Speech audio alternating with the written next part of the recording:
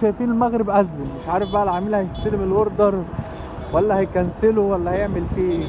انا خلاص دقيقتين بالظبط وهكون وصلت عنده. السلام عليكم ورحمه الله وبركاته، ازيكم عاملين ايه؟ كل سنه وانتم طيبين. الاول في الفيديو ده هقول لك ازاي لو انت معاك مبلغ بسيط، راس مال بسيط 3000 جنيه او 4 او 5، ان انت تعمل دخل في الشهر 15 و 12000 جنيه وممكن يوصل كمان ل 20. تابع معايا الفيديو ده لاخره وانا هقول لك ازاي.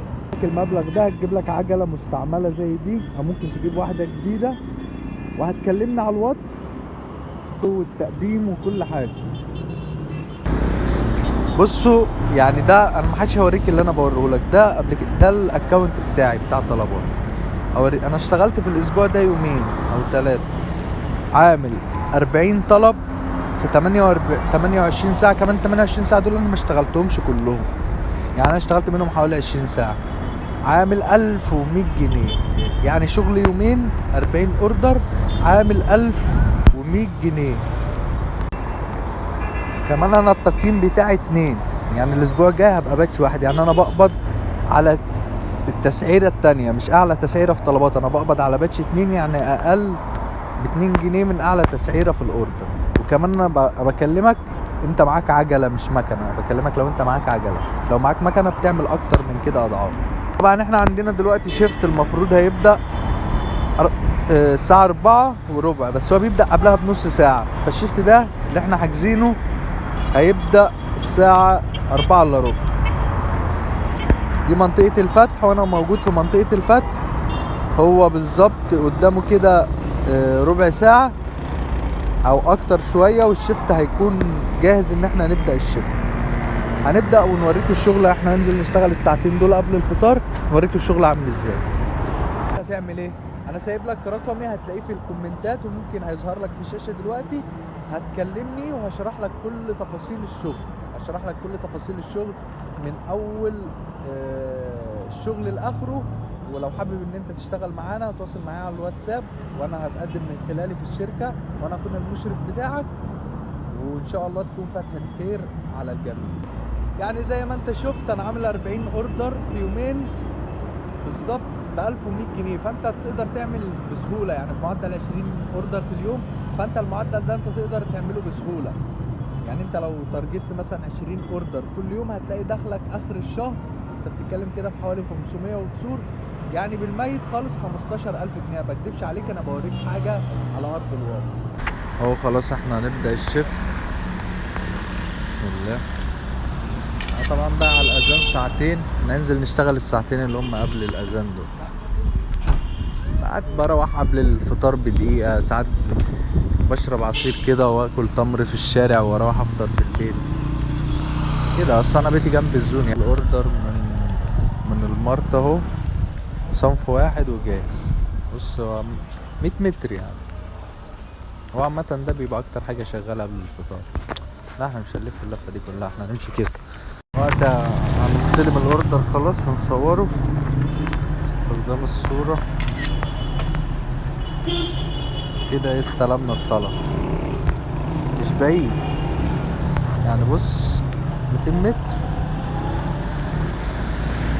انا ممشيش على اللوكيشن، مش هنلف اللفة دي، هو قريب اوي. اوردر بكام اصلا؟ حسب لنا 18 وفي البونص اللي هو قبل الفطار. بص عليه دلوقتي 8 جنيه، يعني الاوردر كله ب26. هنبقى باتش 1 يعني الاسبوع الجاي يوم الاثنين الجاي، حتى يكون 1.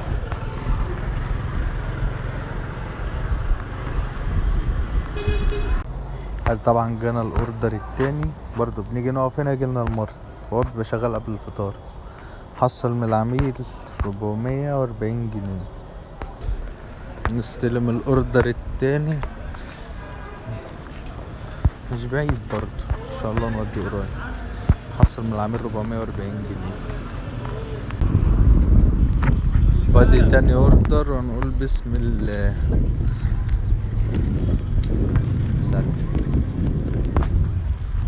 نعمل لنا 5 6 اوردرات كده قبل الفطار وننزل بعد الفطار بقى نكمل.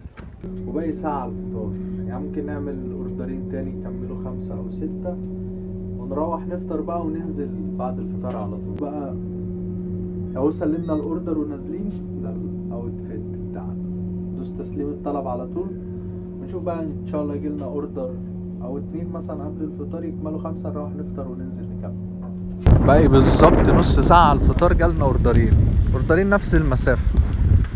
ادي اول اوردر اهو نوصله 54 محي الدين. تاني اوردر اهو، انا اصلا ساكن في النواحي دي فممكن ايه اوصل الاتنين دول. جالي حاجة ما جاليش حاجة في سكتي هروح اروح وانزل بعد الفطار على طول.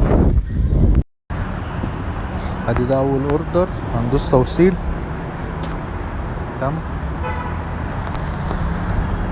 بقيلنا تاني اوردر مدفوع فيزا 4 زمزم.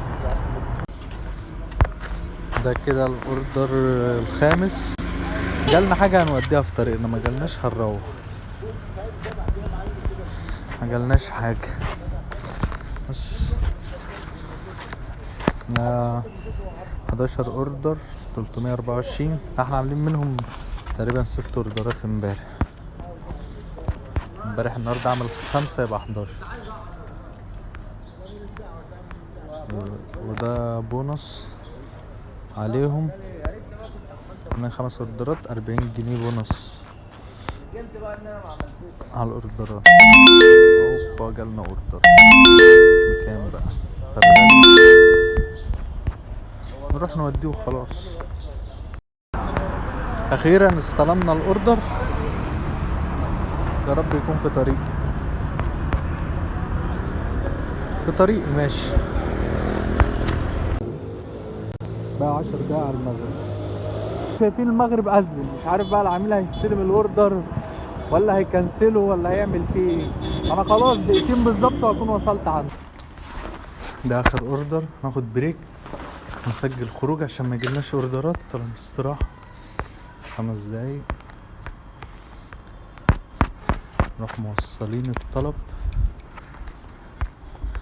بس بارك الله فيما رزق. عاملين ايه؟ سجل خروج كده، راح البيت افطر كده، مش هيجيب لي اوردرات نهائي. معايا تمر وماء وحطيت في الشنطة اهم.